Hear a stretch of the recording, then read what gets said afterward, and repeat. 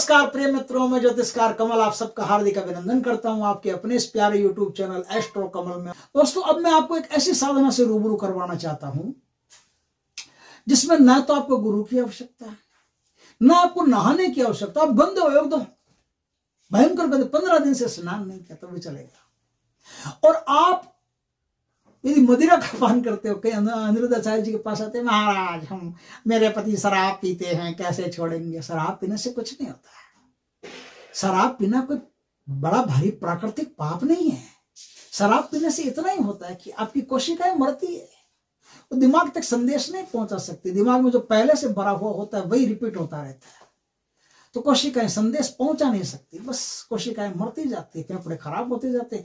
इसमें आपका ही नुकसान है, समाज का कोई नुकसान थोड़ी, प्रकृति का कोई नुकसान थोड़ी, देवताओं का कोई नुकसान थोड़ी।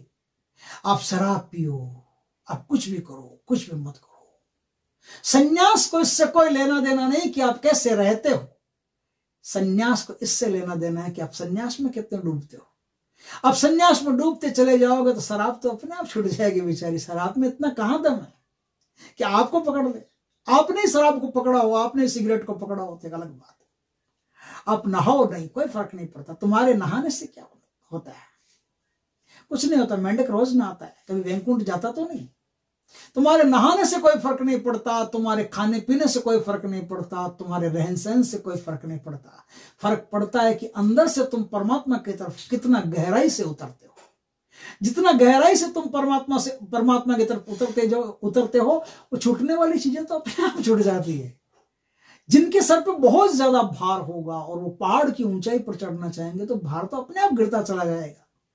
कोई ज्यादा भार लेके पहाड़ की ऊंचाई पर उत्तंग शिखरों पर थोड़ी चढ़ सकता है। तो उसकी चिंता छोड़ दो कि आप गरीब हो, कि आप अमीर हो, कि आप काले हो, कि आप गोरे हो, कि आप शराब पीते हो, कि आप मांस खाते हो, कि आप क्या खाते हो, क्या पीते हो।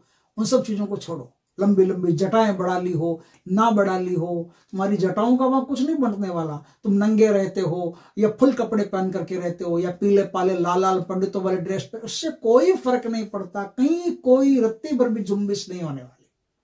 तुम्हारे बाहरी बनावटें, बाहरी दिखावे, इन सब का कोई सिंबल हो सकता है, लेकिन वो सिंबॉलिक है, वो अध्यात्म में प्रमाणिक नहीं है। अध्यात्म को उनसे कोई लेना देना नहीं। तुम्हारे संसार में सिंबॉलिक है कि इस कैटेगरी के साधु हैं, ये इस कैटेगरी के साधु हैं, ये इस कैटेगरी के साधु हैं। एक सफेद कपड़े पहन करके जैन साधु निकलते तो वो श्वेतांबर है, एक नग्न निकलता है तो वो दिगंबर है, नागा साधु है, तो वो तुम्हारी कैटेगरी है। उससे परमात्मा को कोई लेना देना नहीं कि तुम कैसे रहते हो। हाँ, तुमने अपने समाज में रहने के अलग अलग ढंग बनाए हैं, तो वो तुम्हारी व्यवस्थाएं हैं। तुम्हारी व्यवस्था को परमात्मा की अवस्था बनाने की कोई आवश्यकता नहीं। परमात्मा अपनी जगह, तुम अपनी जगह।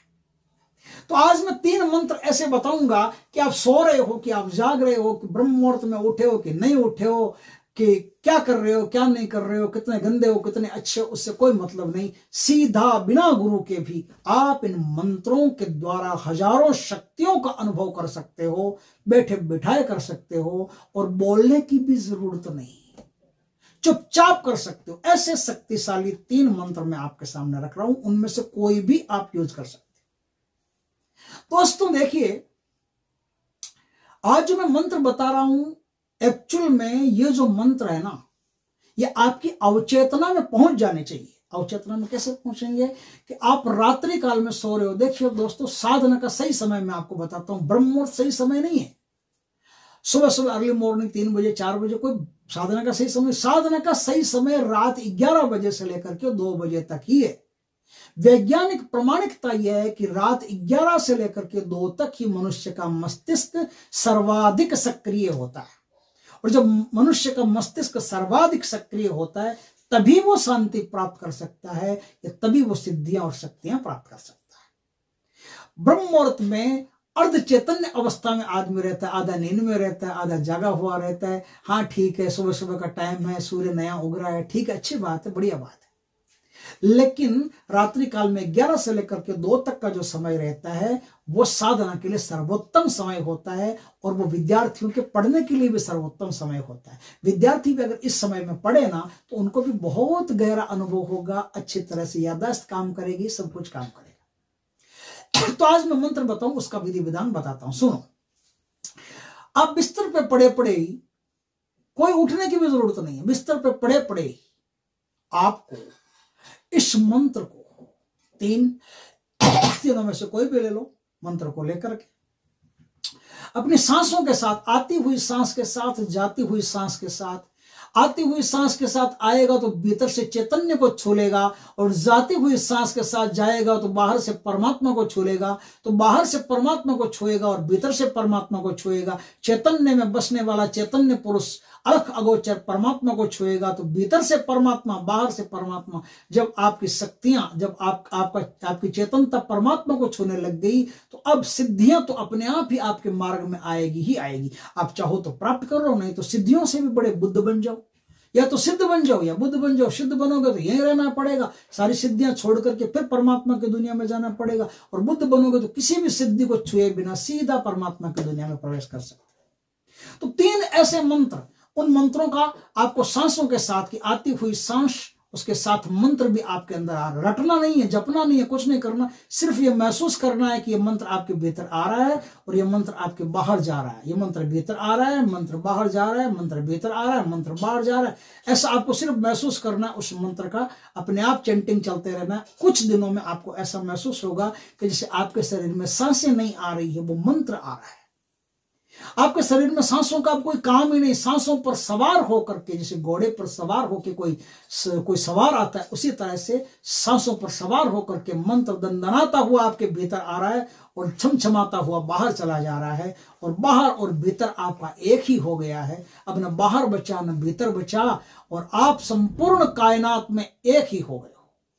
अब इससे आपको हजारों प्रकार के तो अनुभव होंगे और हजारों प्रकार की शक्तियां प्राप्त होगी। अब वो मंत्र नोट करो क्या है। तो मंत्र है दोस्तों, एक तो देखिए मंत्र है हरिओम तत्सत, हरिओम तत्सत, हरिओम तत्सत। एक तो ये मंत्र है, इस मंत्र का आप उपयोग कर सकते हो। दूसरा मंत्र ओम अंतरिक्षाय नमः, ओम अंतरिक्षाय नमः, ओम अंतरिक्षाय नमः, ये मंत्र है।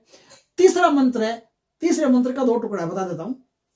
तीसरा मंत्र है ओम परब्रह्म परमात्मने नमः, ओम परब्रह्म परमात्मने नमः, ओम परब्रह्म परमात्मने नमः। ये एक बड़ा मंत्र है, आप चाहो तो इसका छोटा भी कर सकते हो। कैसे कर सकते हो? ओम परमात्मने नमः, ओम परमात्मने नमः, ओम परमात्मने नमः। इस प्रकार से आप जाप कर सकते हो। जैसे ही आप इस चैंटिंग को करते गए, आप इस जाप को इस प्रकार से करते गए, तो फिर आप पाओगे कि आप सड़क पे चल रहे हो और मंत्र आपके भीतर गुनगुनाता जा रहा है, मंत्र भीतर आपके बोलता चला जा रहा है, आवाज आ रही है। फिर धीरे धीरे आपको कई प्रकार के साउंड सुनाई देंगे, जो अनहद नाद कहते हैं, वो आपको सब सुनाई देंगे। सब कुछ होगा, आपके आसन अपने आप लगना शुरू हो जाएंगे, आपके भीतर प्राणायाम स्वयं अपने आप पैदा होना शुरू हो जाएगा, आपके भीतर ध्यान घटित होना शुरू हो जाएगा, आपके भीतर संप्रज्ञात असंप्रज्ञात सब प्रकार की समाधियां घटित होनी शुरू हो जाएगी। निर्बीज सबीज सब प्रकार की समाधियां आपके भीतर आ जाएगी, और इस प्रकार से धीरे धीरे कई प्रकार की शक्तियों के आप मालिक भी बन सकते हो, और शक्तियों को नहीं छुओ तो आप स्वयं परमात्मा में विसर्जित भी हो सकते हो। दोस्तों, ये बहुत उच्च कोटि की साधना है, जिसे करके आप इस सृष्टि का सर्वोत्तम उपहार प्राप्त कर सकते हो। वीडियो अच्छा लगे तो लाइक करना, कमेंट करना, शेयर करना। है तो मेरा धर्म में बोलना भाई, तो करना आप। जय श्री कृष्णा दोस्तों।